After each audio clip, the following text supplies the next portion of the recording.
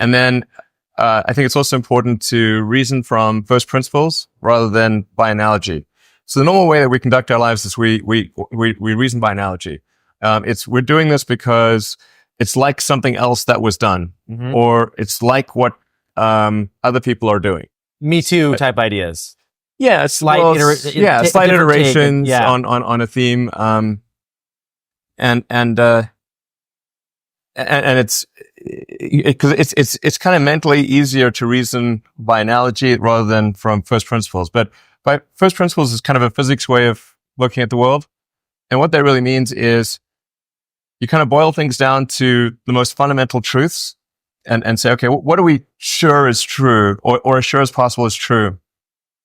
And then reason up from there. That takes a lot more mental energy. Give me an example of that. Like, what's one thing that you've done that on that you feel has worked for you? Sure. So, somebody could say, in fact, people do, that battery packs are really expensive, and that's just the way they'll always be because that's the way they've been in the past. You're like, well, no, that's pretty dumb, because if you applied that reasoning to anything new, then you wouldn't be able to ever get to that new thing. Right.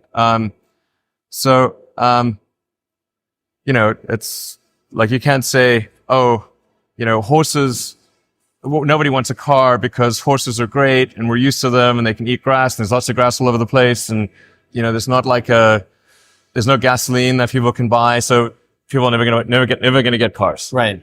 People did say that, and for batteries, they would say, it's going to cost, historically it's cost $600 per kilowatt hour. And so it's not going to be much better than that in the future. And you say, no, okay, well, what are the batteries made of? So first principles would be to say, okay, what are the material constituents of the batteries?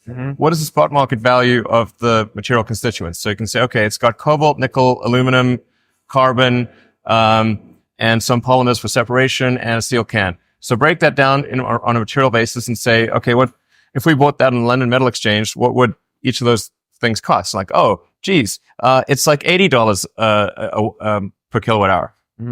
So clearly, you just need to think of clever ways to take those materials and combine them into the shape of a battery cell, and you can have batteries that are much, much cheaper than anyone realizes.